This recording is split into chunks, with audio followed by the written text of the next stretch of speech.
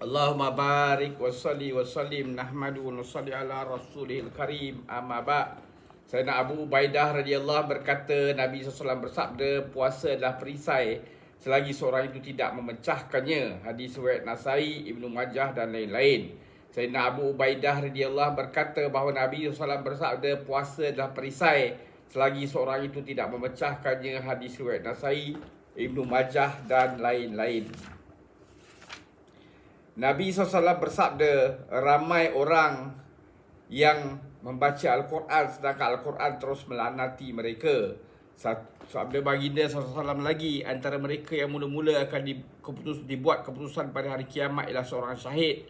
Dia akan dipanggil dan akan diingatkan kembali akan nikmat-nikmat yang telah diberikan kepadanya di dunia. Dia akan mengakui semua nikmat itu dan kemudian dia akan ditanya apakah yang telah dilakukannya untuk menunaikan hak-hak nikmat tersebut. Dan dia akan berkata, saya telah berjihad di jalanmu sehingga saya telah gugur syahid. Lalu dikatakan kepadanya, kamu dusta, kamu telah berjihad supaya orang mengatakan kamu seorang pahlawan dan itu telah kamu perolehi.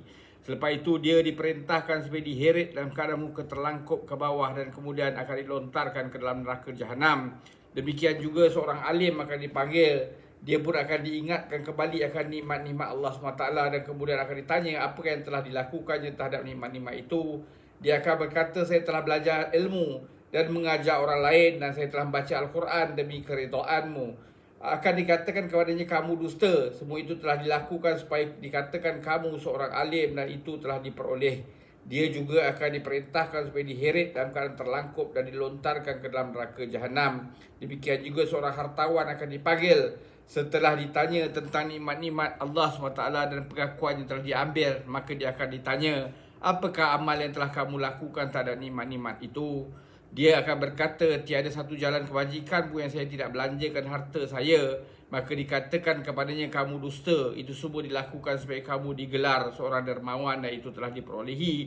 Dia juga akan diperintahkan supaya diheret dan keadaan terlangkup dan dilontarkan ke dalam neraka jahanam. Semoga Allah SWT melindungi kita semua. Inilah adalah natijah daripada niat yang tidak betul. Banyak cerita seumpama ini disebutkan pada hadis. Oleh itu, di samping menjaga niat masing-masing, mereka yang berpuasa hendaklah sentiasa menaruh perasaan takut terhadap keadaan sedemikian dan sentiasa berdoa supaya Allah SWT menjadikan puasanya sebagai penyebab keridaan Allah SWT.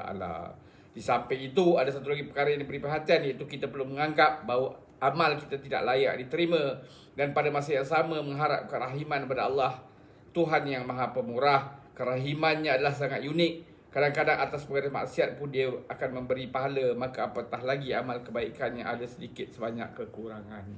Semoga Allah Ta'ala bagi taufik untuk kita ambil iktibar, amalkan dan sampaikan. Subhanallah wa bihamdi, subhanakallahumma bihamdika, asyhadu an la ilaha illa anta, astaghfiruka wa atubu ilaik. Subhana rabbika rabbil izzati amma yasifun, wa salamun alal mursalin, alhamdulillahi rabbil alamin. Taqabbalallah.